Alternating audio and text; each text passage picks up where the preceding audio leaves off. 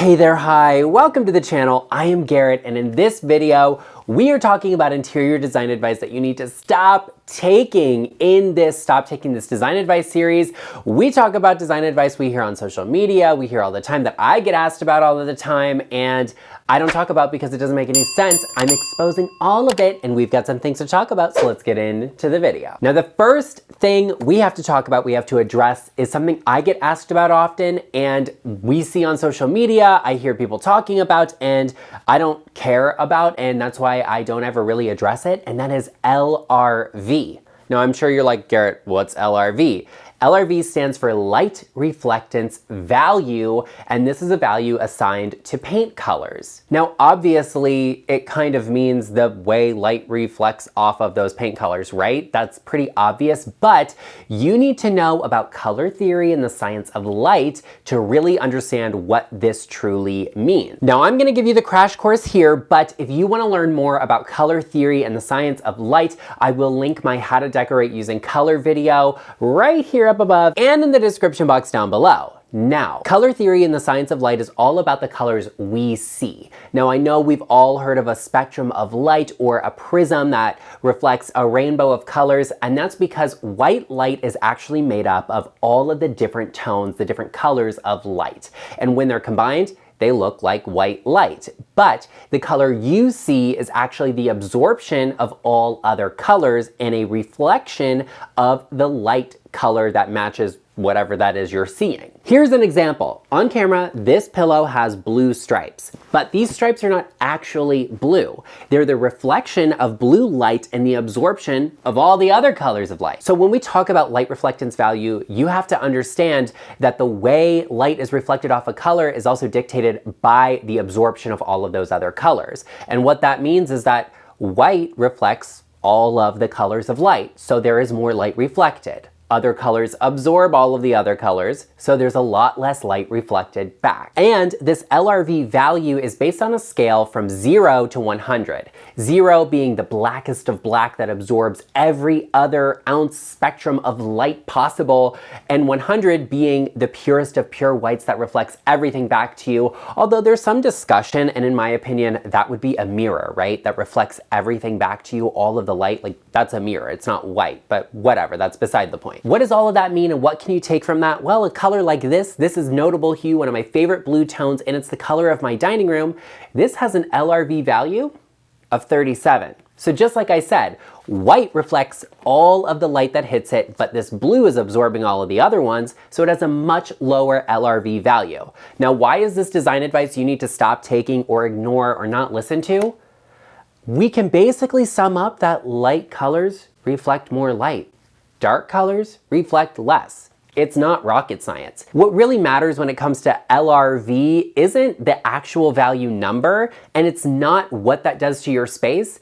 It's the amount of light you're getting in the space, because that LRV might be 100, but if you don't have any light to reflect, it's not going to reflect any. And the same is true of any color. You absolutely have to test out a color on your wall to understand what it's going to look like. You cannot go into a store and be like, this has an LRV of 54 and that's great, we're gonna go with it, it's gonna look great, because it probably won't.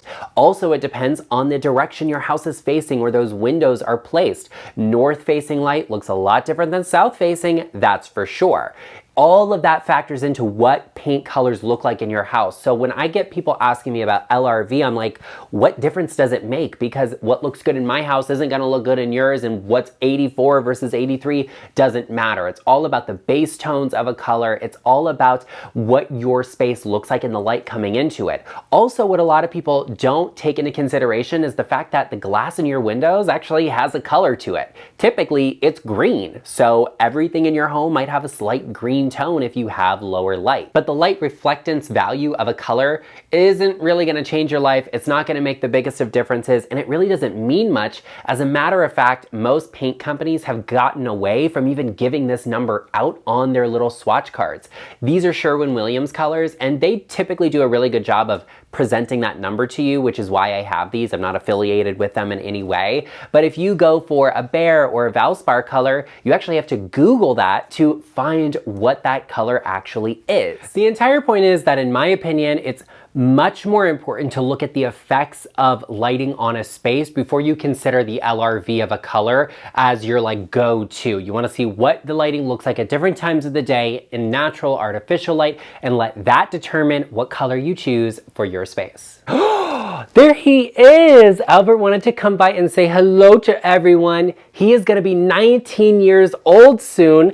Can you all believe it? Yes, I know what you're all thinking, and those of you who are new here, you don't know that Albert has no eyes, but he does have ears, so we can hear when you say that, although he's deaf, so we really can't hear when you say that, and he also has no teeth, but he is living life to the fullest, and we love that for him. Now, while he's here, he also wanted me to take a moment and tell you that you should definitely join us and become a part of the LeChic family by hitting that subscribe button, turning on the bell notification, and giving this video a like. Isn't that right, Albert? You don't have anything to say? Okay, that's fine. And join us here. It costs absolutely nothing, and we, me and Albert, definitely appreciate that. Isn't that right, buddy? Okay, we'll let you go. Now, the next thing we have to talk about, the piece of design advice we see all of the time all over the internet, social media influencers love to share with you, is all about expensive rugs. All of the influencers, everybody loves a natural fiber rug. And I do too, I'm no different. Hey, I'm all about it, and I definitely encourage everyone to look out for it. But you do not have to have a natural fiber or expensive rug to have a beautiful space. In my opinion, you do not want to put blinders on and only look at natural fiber rugs. You want to explore all of your options because not everything works for everybody. Sometimes a synthetic fiber rug is definitely going to be better for you than other things will be. In my home, my dogs love synthetic fiber rugs. They're very attracted to them because they don't have a natural scent, and they love to give them a natural scent. So I don't have them because I don't want to deal with that. My dogs really don't care that much about a wool rug. They actually like the scratchiness of it, and they'll rub their bellies on it, but otherwise they tend to leave them alone, which works really wonderfully for me. I also have a silk rug in my home, a recycled silk rug, that they don't care for at all. They really don't care about. They don't really want to be on. It makes no difference to them. So they steer clear of it completely, even though that's the most delicate form of a rug you could really get. By having natural fiber rugs, it actually is less maintenance for me. But in your home, if you have a really high traffic area in your home, a synthetic fiber might be better for you. If you need a very specific size of rug in a more modern dimension, because vintage antique rugs and handmade rugs, they tend to be a little bit skewed with the actual dimensions of the rug. So you don't really want to go that route if you need a very specific size. So look for something brand new, machine made, and potentially synthetic fiber. All of that's okay, and you don't want to write any of it off. A sisal or a jute rug, those are great if you have a really, really highly trafficked area and you know the rug is not going to be salvageable in a couple of years, and you say, Garrett, I want something I can throw away without having to worry about it. Those are natural fibers, and they naturally biodegrade, so you can throw them away without the guilt of it, but you can replace them relatively affordably because those are not the most expensive natural fibers out there. You may have your favorite influencer who gets a new rug. I mean, listen, if your favorite influencer is not me, I don't know what's going on, but that's not the point. You may have your favorite influencer who just got a new rug, and you go and look at it, and it could be thousands of dollars. That's okay if it works for them. That cost versus wear might not be best for you in your case, in your home, in your lifestyle. So don't be afraid to look for alternative options. If you need to have a washable rug in your dining room, don't be afraid to go that route and give it consideration. Look at reviews and make sure it washes well. All of that can be wonderful. Don't write anything off when it comes to rugs in your home, and you don't have to have a natural fiber rug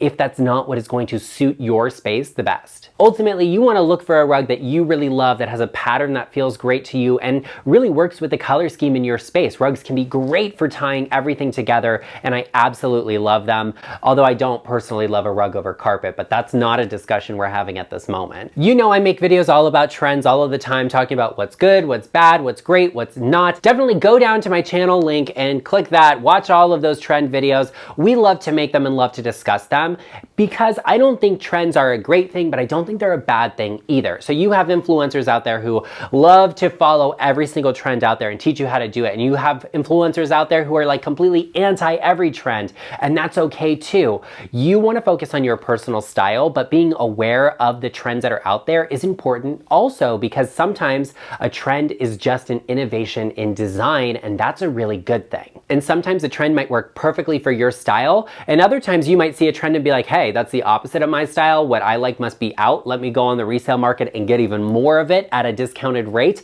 I love that for you. But you want to be aware of what's going on with trends, whether that's good or bad, so you know what's out there and you can make educated decisions on your style, your space, your design, and what's happening in your home. For example, in my living room, I fell in love with these barrel chairs. They have yet to be reupholstered and they definitely need it. That's okay. We're working on finding the perfect fabric for them, but I fell in love with them. They have a lower back, they have a lower seat, and a little bit of tufting. They're mid-century and absolutely amazing, and they spin around, which is also fantastic. But I wanted to find something that worked with them really nicely, that matched their scale. So I found a sofa that was trending at the moment that matched what I wanted proportion-wise perfectly.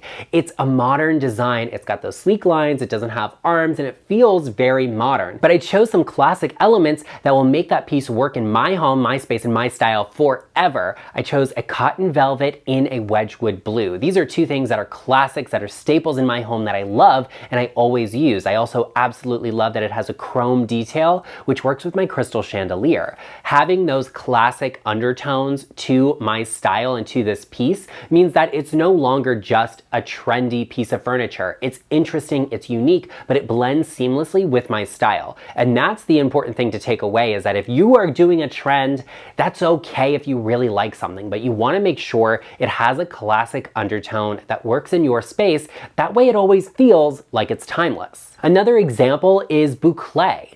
Boucle was really big 3 years ago. I waited a year before I got this beautiful boucle sofa in the studio here, and I absolutely love it. But I waited it out to make sure I really liked that trend, and when I did decide to go for it, I got a very high quality version of that trend. Beautiful, a great example of what boucle can be. However, you want to be careful because a trend starts off as something really, really good, but once it hits that mass market, it starts to go down in quality. So a lot of the boucle that was sold at, big box stores or places you can also get your groceries at didn't tend to be the best quality, and now people regret having bought them because they're not withstanding the test of time. Versus my sofa here looks like it's brand new and I absolutely love it. You want to be mindful of all of those things when it comes to looking at trends. I don't think they're necessarily a bad thing or the worst thing out there. They can certainly be very classic if done right. Speaking of a trend, one of the biggest trends out there are design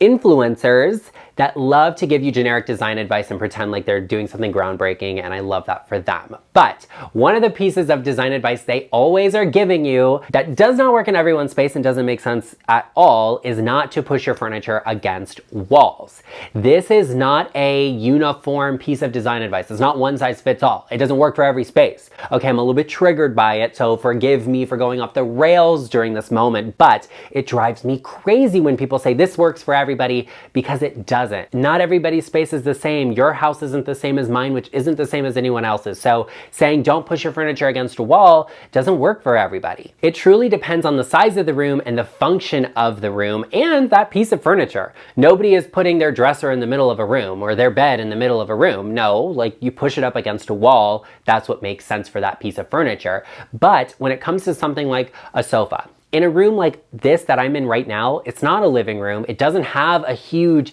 depth of space. It's actually a very long and somewhat thin room, and that works beautifully for the studio, but that means my sofa is pushed up against a wall. Now I do have a little bit of clearance here so I can have these drapes open and close, but it's all the way against the wall, minus that little gap of space. So you don't have to go by this rule of not having furniture against a wall. Sometimes that's the best layout for the space, and that's what creates the most function. And you'll also see beautiful grand mansions that have a sofa against a wall, because that's what works best in that space. That makes the most sense and creates the most functionality. But to say like, oh no, the sofa's against the wall, that doesn't mean anything about the style, the overall design of the space. For me, it's all about functionality, and that's what your space space has to be as well. It's not just about ticking the boxes on every piece of design advice or every rule in the book. Like, you can do what you want, do what you like, and do what works for you the best. That's the most important thing when it comes to interior design. Well, there you have it, everyone. I hope you enjoyed this video. If you did, be sure you sound off in the comment section down below,